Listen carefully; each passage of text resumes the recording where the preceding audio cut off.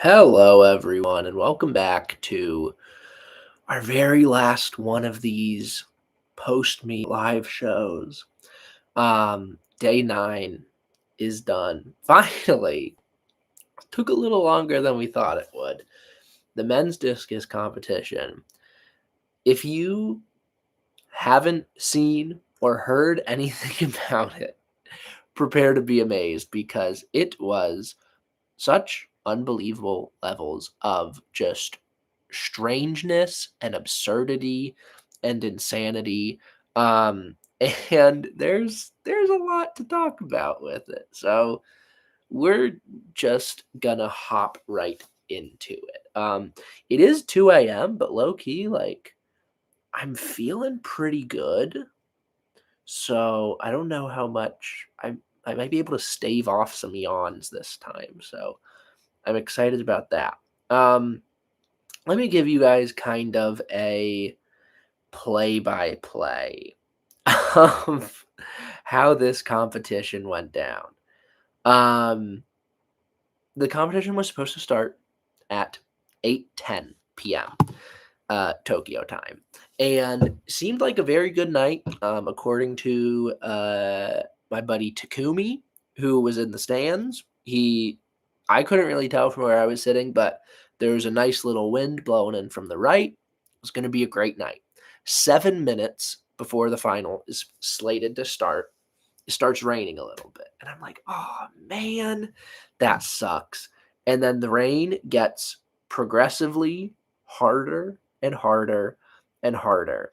And Mikolas Alekna, first up in the order, went 62.91. And the rain just kept on coming. And then Matty Denny, second in the order on his first throw, like he gets in the back of the circle, absolutely drenched, goes to throw, and I think it was his left slipped, and then he ends up kind of like, it looks weird. He ends up kind of like kneeling in the middle of the circle because he slipped.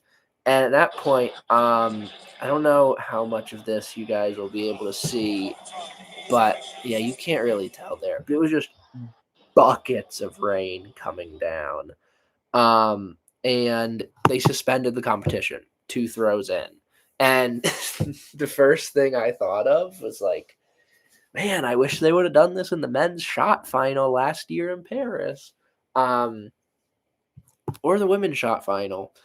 But the rain starts coming down, so it was at 8:15 after 2 throws is when the competition gets suspended, and then 8:35. The rain starts to lighten up a little bit. They start working off to dry off some of the track surface around the cage. And then 8:51, they're back out in the circle. And then at 8:55, Andreas Goodzius was doing a drill. Like, I think this was the first time any of the throwers had actually like stepped back into the ring. Rain is coming down decently hard still, and there's just puddles everywhere. And he's doing just a very controlled, nice little drill, no disc in hand, and he completely eats it. And then pretty immediately after that, 8:56, we're suspended again. And at this point, I'm thinking, like, okay, first of all, it really sucks that this competition is on day 9 because it basically means, like, if it was any other day, just postpone it until the next, like, morning session or something. But we can't really do that on the final day of the World Championships. So it's kind of just screwed. And you're like, you got to deal with this. And so like they tried putting them out there at like 8:50 when pretty clearly it was not safe for them to be out there. So they end up suspending the competition again. And then my thought was, okay, well, theoretically, if they have them come out when it stops raining, which it didn't really stop raining until they got into like round 4 of the competition, which was at like 10:50 or something. Um, but then my first thought was when they do start up again, it's really unfair that Mikolas and Maddie basically just wasted a throw. And then the PA announcer said the whole competition's getting reset. So those first 2 throws are getting wiped off the board. Apparently, thanks to one Mr. Nick Percy, I've come to realize that is not actually how this works. And it was something like everyone would have had to agree to wipe Miklas's first throw off the board, but Maddie's did get wiped. I'm not exactly sure what the rules are, or how exactly that came to be, but Miklas's 62-91 stuck on there. Maddie's foul got wiped off, and so he got 6 throws once the competition started again. Oh no! But Miklas only got 5. So 8:56 were suspended again, and then you kind of start realizing, like, none of the track events were getting suspended. Women's high jump got suspended, but they started like an hour before discus did. So they end up finishing up. All the relays end up finishing up. And then men's discus is the only event left. And men's discus is now the last event of the World Championships, which is pretty sick, especially given the way this competition ended. And it was also really funny because they did like the closing ceremony where like the Japanese Federation like passed off the World Athletics flag to the Chinese Federation, symbolizing like the end of this championships and the start of the next one. Meanwhile, the championships were still going on. So 8:56 is when the competition was suspended again. 9:08, they bring out a second tarp. I think to this point they just had a bunch of towels and like a little layer of plastic on top of the ring. This time they bring out a big blue tarp. And then at 9:37 p.m., they start again drying the surface around the cage. And that is when women's high jump ended. So officially, after this, men's discus was the final event of the championships. And then at 9:50 p.m., they start moving the tarps and the guys come back out. So this is now an hour and 40 minutes after the competition was supposed to start. And then let's see, when do we actually get started? It was very weird because they came out and had like a little bit of a warm up, but there was also a lot of the warm up period where the officials were still just like in the ring trying to dry things off. And so I didn't really see like any like warm up throws or anything. It was a very confusing time. And then they kind of just started with no announcement. And so they started at 10:17. So the competition got started 2 hours and 7 minutes after it was supposed to actually start. And then when it got started again, it was an absolute unmitigated disaster. Because you look at the first 8 throws, 3 throws under 60. Denny threw 59, Christian Che threw 58, and then someone threw like 54, and then 5 people had fouls. It was just like impossible for a little bit. And it just like it was frightening because obviously like you saw the Denny like slip that kind of prompted the competition being suspended in the first place. You saw Andreas Goodzius fall when they tried to bring them back out. And then there were a couple really nasty looking falls. Lucas Weiss Heidinger had one in round 3. Henrik Janssen also fell in round 3. Maddie Denny slipped again later on. Like, it just was not safe. And, like, obviously World Athletics was in a tough position because they weren't really in a spot where they could, like, postpone it, unfortunately. But forcing these guys to compete in these kind of conditions is not a great look. But man, the way these guys still competed though was so impressive. And as many hats as I own, I tip all of them to this men's discus field because truly an incredible competition that they managed to put together with literally everything working against them. So let's get into the meat of the actual competition now. Um, like I said, first round, a lot of people just trying to find their footing, literally and figuratively. A lot of fouls, a lot of not super great marks. And then at the end of round one, it's an Alekna 1-2, but Martinez is leading again, which is, really interesting because Martinez got the big Q in qualifying, which Mikolas didn't get.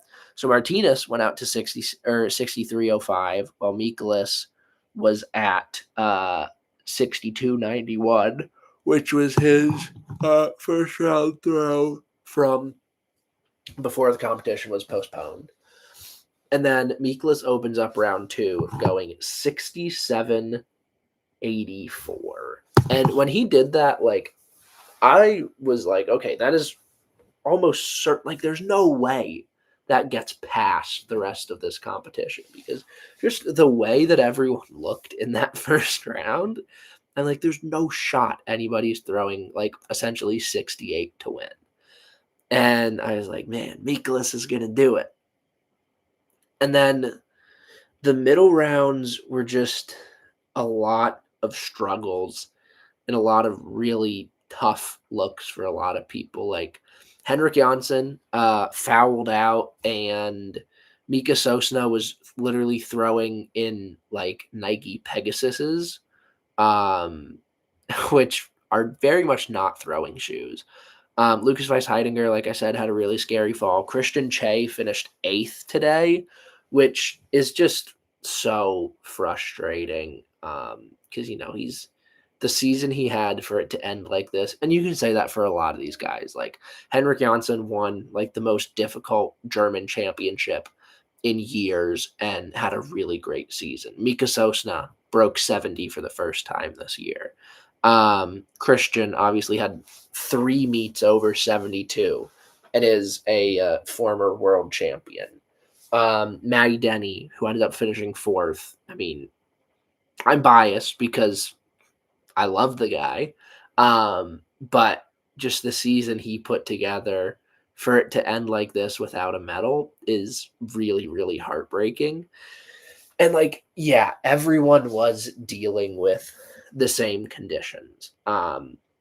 So it's not like anyone necessarily had an unfair advantage over anyone, but it just it just turns this competition into something different. And it's actually funny because when the competition started back up, I think, or no, it was even before they went to the first suspension, I believe. I tweeted and said this competition is going to be a war of attrition and a battle of who can handle the elements the best. And then in both of his mixed zone interviews, I heard that Matty Denny did, one with me, one with Mitch Dyer. He used the phrase war of attrition, and I'm like, oh my god, we're so in sync. But it turned this competition, which it's the best field ever assembled, and it kind of just shifted it into who can adapt the best, which is obviously a skill. And so the people who threw well today, I give massive, massive kudos to them because the podium threw really well, even if the marks are insane, even if there wasn't all of these external circumstances. But I kind of approach it the way that I've talked about Lausanne in the past, which is where when you have these extreme outlier kind of situations, especially when it comes to weather, I give a lot of praise to the people who handle that well and still throw really well, but I don't necessarily knock the people who got thrown off a little bit.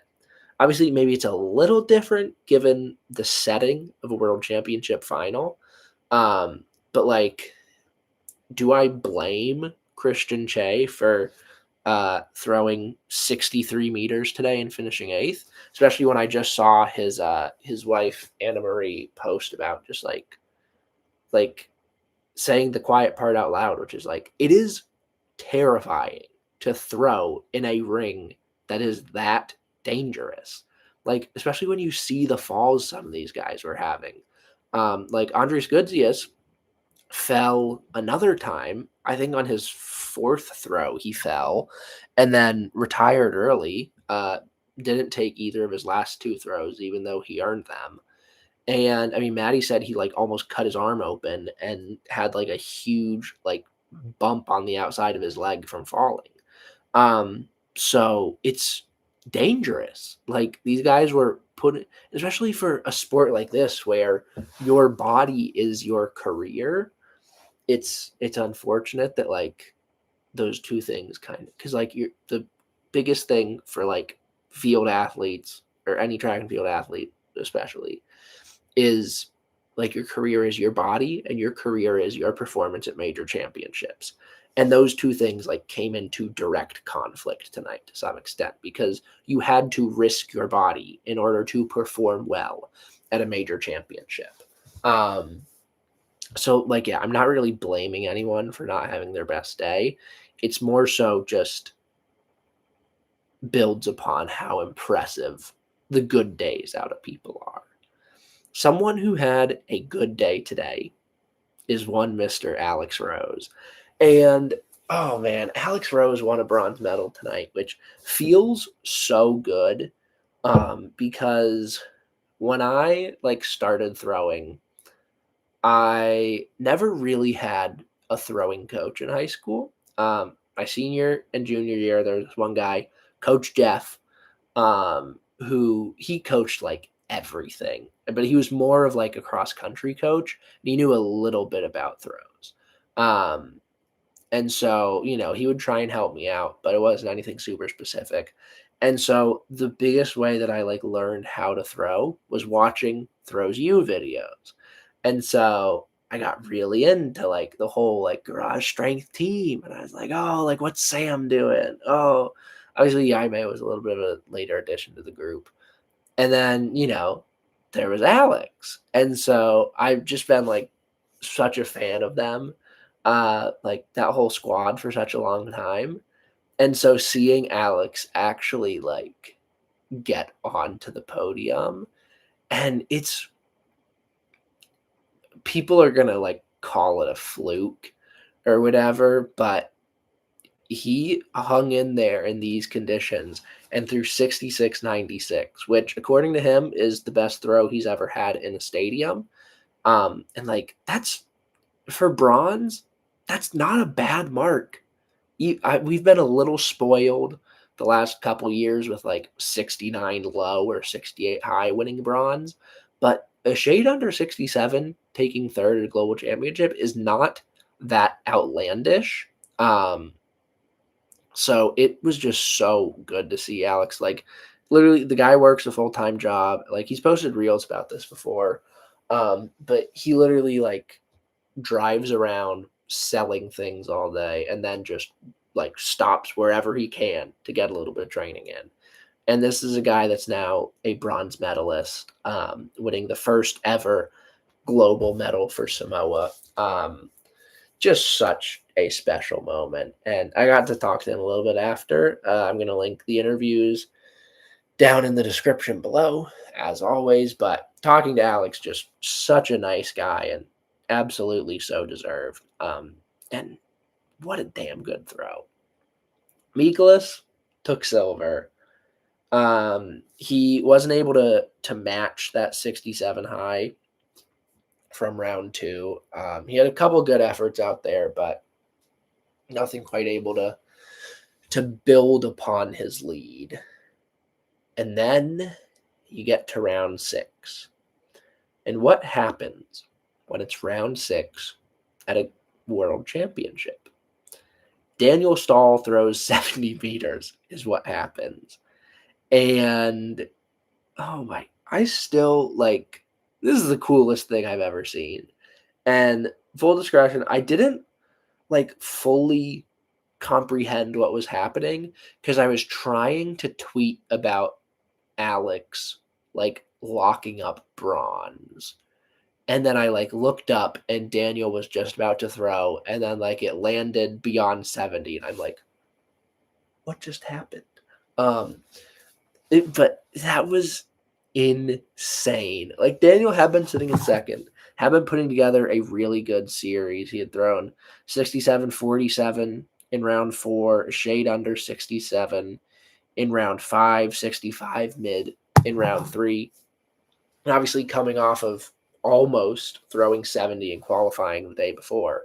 Like we knew there was something big in the tank. And he even like in warm-ups and stuff, he seemed like he was handling the ring conditions a little better than most people.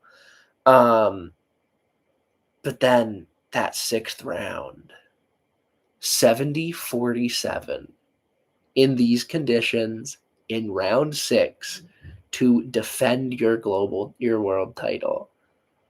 Oh my God. That's so nasty. Like Daniel Stahl now owns probably the 2 most impressive discus throws in history. I feel like this has got to be one. In the rain, in these conditions where the best field ever assembled, only had 4 guys break 65. In these kind of conditions at like 11 o'clock at night, throwing 70-47 in a stadium in round 6 to move from second to first and win a world title. And then number 2 is the same thing he did in Budapest, except that one was going 71-47, 71-46 to win the world title there, also in round 6 in a state. Was that the like in stadium world record before Mikolas threw 71-70 in London? I'm not exactly sure. I think it might have been.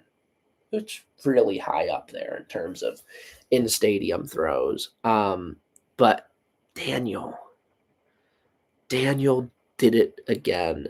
And one of the great regrets of my life, Daniel took a little bit to get to the mix zone, as he should. He was celebrating. And then they got to the mix zone, and he was running a little late for the medal ceremony. And he did like 5 minutes of press with Swedish media in Swedish. And then he was passing by me, and I'm like talking to the Swedish media liaison, and I'm like, "Do you have a second for one quick interview?" And she's like, "No." And then I'm like, can he come back after the medal ceremony? And she's like, "No, he can't." And so, not her fault. It's an unfortunate situation with the medal ceremony happening directly after. But not getting to like Daniel, I think I've talked before about how like when I like became a fan of throwing was at the Tokyo Olympics in 2021. And so like the 2 biggest memories I have of those Olympics are Ryan and Daniel winning their Olympic titles. And I just always, but literally, so like, all right, I'm just going full story time on this one. It's day 9. What the heck? When I like started the like first day that I like picked up a discus, I went and Googled, I'm like, best discus thrower in the world. And this was in the spring of 2020. So Daniel had just won in Doha. And so he popped up, and I'm like, all right, Daniel Stahl, that's my guy. And so I've been a Daniel Stahl fan as long as I've been a throws fan. And so watching him compete in person, watching him do something like this in person was so surreal. And I'm really mad I didn't get to talk to him at all, but it's okay. I'll see him in Beijing, and he will not escape from me. So yeah, that's some Paulie throws lore for you guys right there. And that's the competition. 70-47 in torrential downpours in the wettest ring anyone has ever thrown in. Daniel Stahl for gold. Mikolas Lekna, 67-84 for another silver. And coming into this one, I said there's no excuses for Lekna this year. And then this happened. This might qualify as like an unexpected excuse. Like when I said that, I meant like, oh, like if Mikolas throws, if it was like a situation like the Olympics last year, Like if Mikolas throws really well, throws 69, 97, but then someone throws 70, he should have enough to respond to that. In these conditions, I don't know if that all just goes out the window. Like maybe I'm too forgiving for not really blaming people for not throwing that well in the circumstances we saw tonight. But like, I don't know.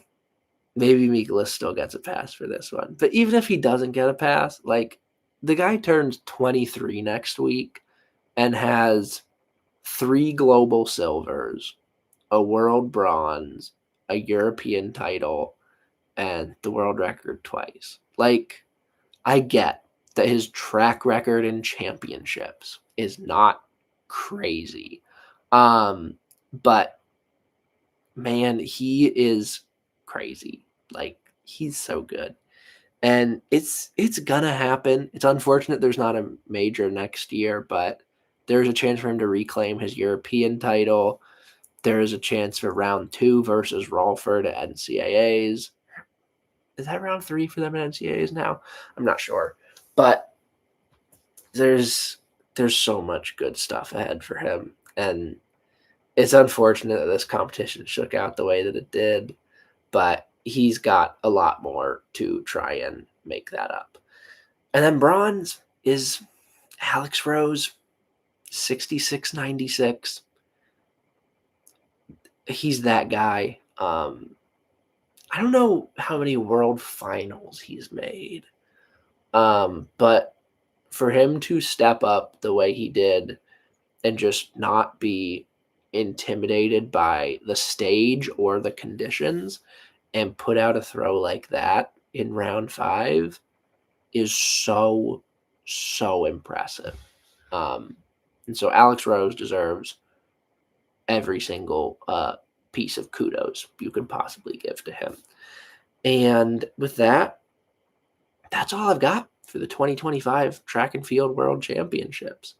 I guess World Athletics Championships, if we want to be British.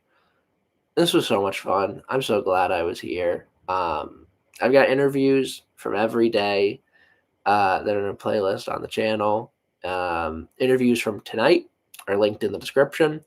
Thank you guys so much for watching these lives, even when they aren't live. Struggling through my yawns, listening to the interviews, and just enjoying and giving feedback on that because I really appreciate that. And yeah, I'll get a little more reflective at some point about what this season has meant because the 2025 track and field season was pretty ridiculous for me in a lot of ways. But for right now, I just want to say thank you. And yeah, thank you to all the throwers too, because they gave me a lot of good stuff to talk about this season. They gave me a lot of good stuff to talk about these championships. And a lot of them, I'm not going to say a lot, all of them, every thrower I talked to was very nice.